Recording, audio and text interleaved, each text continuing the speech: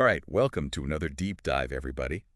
Today we're tackling something you might not expect, Oh. an employment agreement. Oh, okay. But Yeah. trust me, this is way more interesting than just, like, reading a contract. We're going to be looking at a real offer letter Oh, wow. that was given to a person named Ajit Balaji Chelamuthopandian for a QA automation engineer position in India. So this is a real offer A letter. real offer letter, yeah. Okay, so we're going through like all the details and fine print of this. Yeah, and this was back in May of 2022. Okay. So, it's a little while ago, but it's still relevant, right? Like, Yeah. these kinds of things don't change that much. Yeah, especially the legal parts of it. Exactly. The wording and the clauses. The wording and the clauses. So, yeah, this offer is from OEC India Service Private Limited, which is part of the OE's Connection Group. And it's for their Chennai office. Oh. And they get very specific. Yeah. They really want to make sure there's no confusion about where this office is. Yeah. Because they give the whole address. 7th floor, Module 7, Phase 2, Chennai 1 IT SEZ Park, Pallavaram, Thuraipakkam, 200 feet road, Thuraipakkam, Chennai, 600-097. Wow. That is very very specific. Yeah. I guess they don't want any mix-ups. No mix-ups. But let's get to what I think a lot of people listening are really going to be interested in, the compensation. Yes, the money. Everybody wants to know about the money. The money. Yeah. Right. So the offer letter states that the annual CTC is INR 10,001,916. Okay. Which, doing a quick conversion, that was approximately $12,000 at the time. Okay, that gives us a good ballpark. Yeah, so that includes the base pay, something called HRA, which is house rent allowance, Okay. and even food coupons. Oh, wow. Food coupon. Food coupons, yeah. That's an interesting perk. Yeah, and then there's a potential for an extra 3% bonus on top of that based on performance, and that's through the OEC annual incentive plan. So a little bit extra if he does well. Exactly. So I mean that's just the offer. We don't know Yeah. if Ajit Balaji actually accepted or not. Right. We're just looking at what was put in front of him. Exactly. But I mean, how does that salary compare to, what the average QA automation engineer might make in India? Well, it can vary quite a bit. Depends on experience, location, all those factors. Sure. But this offer, it gives us a good starting point for our discussion. It seems to be, within a reasonable range. Yeah. So let's say, for the sake of our deep dive, let's say Ajit Balaji accepts this offer.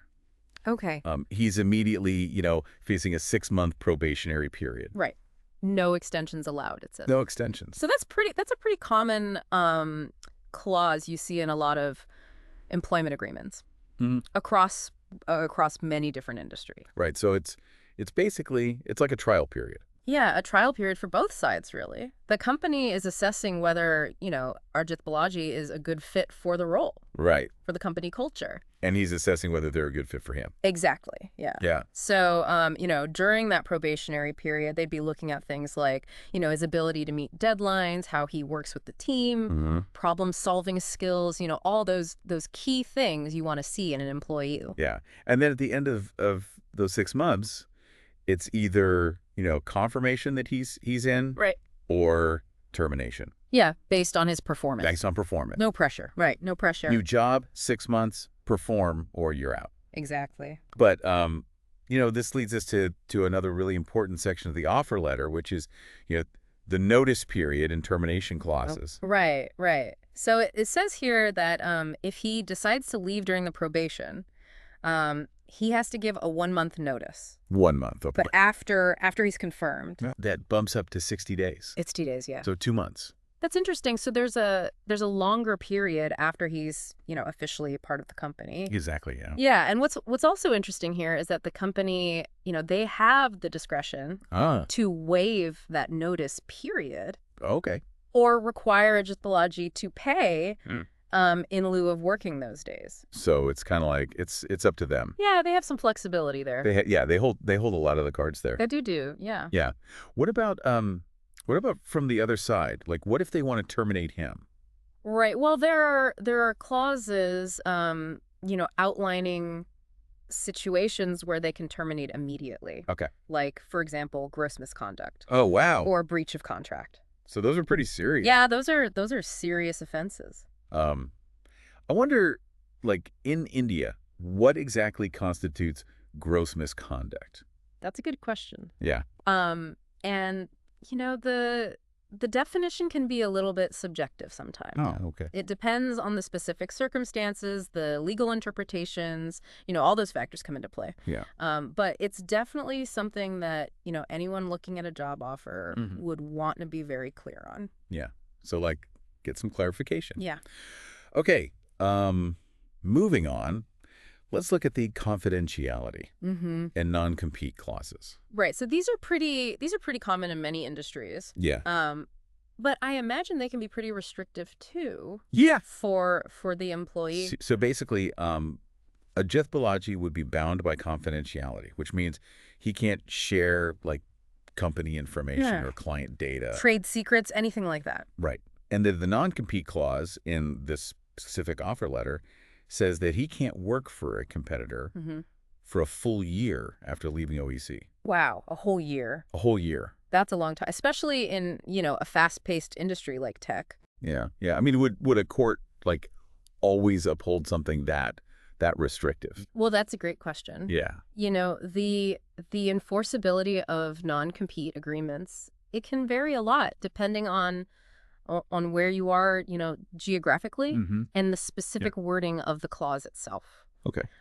So some courts might just throw out a non-compete clause if it's considered too broad. Okay. Too long. Okay. Or if it unfairly limits the employee's ability to, make a living. So if the clause said he can't work in the entire tech industry anywhere in the world for the next 5 years, that would probably be a problem. Most likely, yeah. Yeah. It has to be, reasonable. Okay. It has to be tied to a legitimate business interest. Okay. Like, for example, protecting trade secrets. Right. Client lists, confidential information, things like that. So in this case, since, OEC is in the automotive technology space, it would probably, the non-compete would probably focus on companies. Right, within that industry. In that specific industry in India. Most likely, yeah. Yeah. So it's all about context. Specifics. Yeah. Yeah. And courts will look very closely at those specifics to determine if it's fair and enforceable. Okay.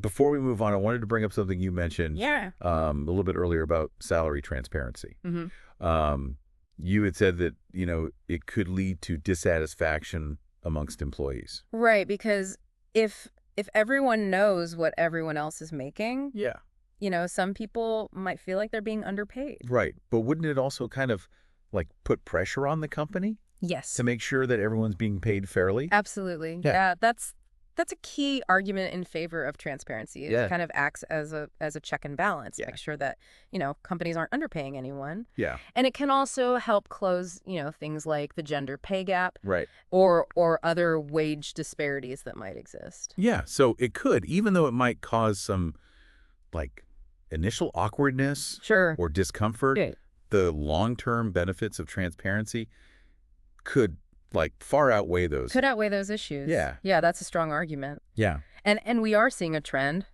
towards pay transparency in many industries. Okay. Some companies are even, like, proactively listing salary ranges in their job postings now. Oh, interesting. So it's becoming more and more common. Okay. Yeah, it seems like the tide might be turning in favor of more openness. Yeah. But for now, at least in this offer letter, right, Ajith Balaji's got to keep his salary under wraps. Under wraps. Yeah. Yeah. So, which brings us to these things called restrictive covenants. Oh, okay. That are mentioned in the offer letter. Yeah. And these often go hand in hand with non-compete agreements. Okay. And they include things like, non-solicitation. Okay. And non-disclosure clauses. So not only can he not work for a competitor, right, but he also can't, like, try to steal their clients. Correct. Reveal their secrets. Yeah, those activities could really damage a company. Yeah. So these clauses are designed to, prevent that from happening. Okay. So the non-solicitation clause would prevent him from, going after OEC's clients for customers. So he